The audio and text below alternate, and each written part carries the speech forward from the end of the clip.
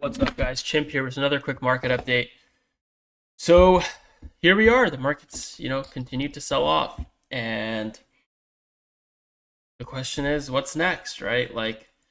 I've been pretty cautious. Obviously, I got cautious, much more around here than, and so that was obviously early. But once we pumped, like there have been so many signs that the market's like topping. And again, like even from a micro price action standpoint, I mentioned this at the 123 top. And by the way, CL made a tweet right at the time. There was like a specific thing that I saw, which was like, okay, this is like for sure, like at least a local top. And then once you saw leverage sort of going up, you see the market, you see Bitcoin trade weaker because, like, again, like the reflexive trade, like basically was playing out. And even like on the FOMC, right? The FOMC came out, and then we had this whipsaw. Like, this to me goes like the last hurrah. Like bulls stepping in, giving the last, like, okay, we got this, like buy the dip. And then once it retraced, like that just shows you how weak the market is, right? So what am I thinking? I mean, my thoughts have remained the same. I think the top is in. I think we could go a lot lower. Again, I like people got used, or traders I should say rather, got used to buying like the dip from, oh my god, it dipped from 119 to 116, like this is the dip to buy, right? Like this is the sort of behavior that you see, and it's been rewarded all the way up for so long. Like this is the type of shit that's going to get punished, and it's probably going to get punished hard. Now, I think we're going to go down. I think we could, like, I see some people saying, should I buy 105 or 100? Like, again, maybe this is going to be too turbo bearish, but I think like we could easily go down into the 80s. And because the reflexive Bitcoin trade is done, like, and because there's so much shadow leverage, like, who knows what happens here, right? We could chop and then take another leg down. It's just not looking good in my opinion. And let's just go through a couple of reasons why. Let's start with the most obvious one. MSTR, the MSTR Ponzi is finally over. The MSTR buying Ponzi is finally finished. And look, you could have, I've talked about this in my past videos. Like literally, I went over MSTR yesterday. You could, like, you can't generate an infinite yield on a fixed supply asset. And MSTR hit their limit, right? They issued all these ATMs, they've issued all these preferreds. Now they have 7 or 8 billion in convert debt, which they're going to have to repay at some point. They have 5 billion in preferreds that are issued, so they have 500 million a year in dividends that they're going to have to pay, right? So they're basically no longer going to hit the ATM market to buy Bitcoin. Their IV is low, so like their ability to hit the convert market without taking on major risk is very impacted, and they already owe 500 mil a year in preferred dividends. Like how much harder can they push that? I don't think they can push it that much more. So look, the MSTR Ponzi is done. All the other treasuries are basically slowing down. You have like maybe Mara that has some money left to buy. Maybe they use it to buy, maybe they don't. You have GameStop who has money, who may have deployed it, may have not. And for Mara, like they might not ever deploy, right? Like Mara may not ever deploy. So the reality is, like, the treasuries are done buying, right? Now let's look at ETFs, right? And by the way, I just show MSTR. Like I talked about this premium yesterday. Like their premium continues to come down. So, is this thing going to converge to 1 at some point? It's possible. So the Chanos trade is basically playing out.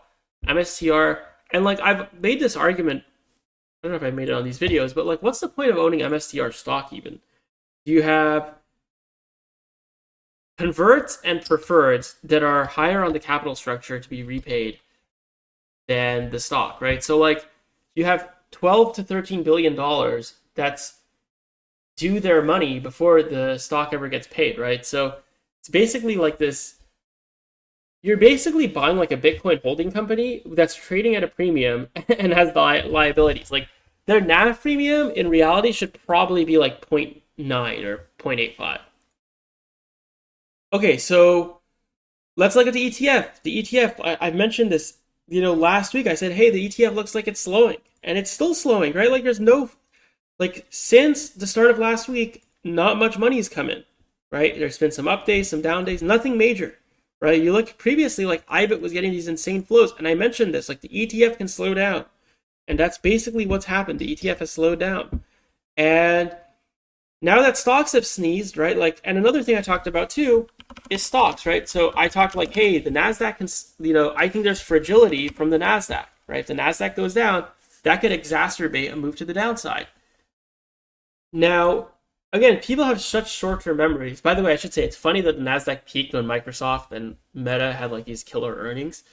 And I don't know if it's the top or not, but the point is like it's not even about where the Nasdaq is or how much it's gone up or etc. Because yeah, like when you zoom out, the Nasdaq is trading so much higher than it was from the tariff lows. It's still trading higher than it was before the whole like tariff peak, right? Like it's trading higher than it was in February. But the point is when it's up only for so long, it creates a level of fragility. And so like the moment you get a sneeze, it exacerbates crypto to the downside. And like now I don't know what happens. If it goes back up, does crypto fully rebound? I doubt it. But if it goes down, like you probably have a lot more money there that's like potentially open to selling, right? So there's like, the Ponzi treasury loop is done. The ETF is two-way risk, right? The ETF could inflow some more, maybe, but it could also outflow. So there's that. Now let's look at the leverage picture. Open interest is still at where it was when Bitcoin first hit 123. So price is 10% lower. Leverage is still sky high. And if you look, like, yeah, Bitcoin's at 113, like, peaked at 110, 111, 112. We're 3% off the prior highs, and open interest was at 73 billion. So open interest is still like 17, 18 billion dollars elevated for what is like Bitcoin being 3% higher. So again, like to me, that's another caution signal. Like, I don't know who the marginal bid is going to be that sends Bitcoin to 130, 140, 150. That's sort of the problem that I'm sort of contending with right now. Like, yeah, we could bounce. In fact, I think like when we do get bounces, they could be very sharp, and you could get mega bounces, and shorts get screwed, like late shorts get screwed, etc. But I think there's just a lot of gravity in this market. People have had 2 weeks to buy this range. Like there's been ample time. Like this is like classic distribution, right? Like 2 weeks to sell. People like got used to buying micro dips. Yeah, we could bounce again, but do we have to? Maybe not. Actually, I realized I'm zooming out. I'm on the wrong chart. I'm on another tab. Anyways, I just want to show one last thing, which is these lick heat maps. Again, like this goes to the story of like this is pump fun. There's been some shorts that have built up, right? Like there's no doubt like some people are starting to get short, like especially pump that's been down only.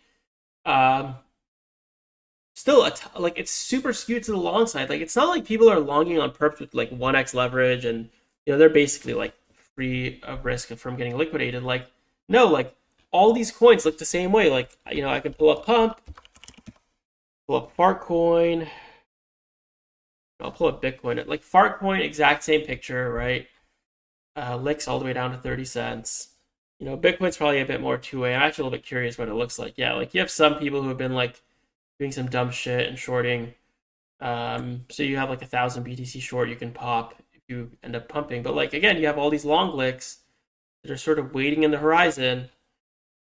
So I don't know. Like again, I'm still leaning bearish. We'll see what happens. Obviously, at any point we could bounce, but wouldn't surprise me if this is a cycle top. And like ultimately, where do I think Bitcoin could go? Hard to say. Very early on, like I would say 50s or 60s is on the table in the next couple months. So yeah, be cautious out there. That's what I'll say. Like just be very cautious out there. I don't think you should be in a rush to buy the dip and lever up and make it all back in one trade. But if you're tactical about it, yeah, maybe you could catch a bottom and ride it up. But by the way, another thing, like maybe I'll say this too, is Bitcoin's been particularly weak during the US session. Like that should tell you, like previously it was super strong during US sessions, right? Like now it's super weak. So again, just another signal of shit being frothy in this market. So anyways, guys, figured I'd record a quick one. Let's see what happens in the next 24, 48 hours, and then we'll be back with more. So appreciate it, guys, and until next time, take care.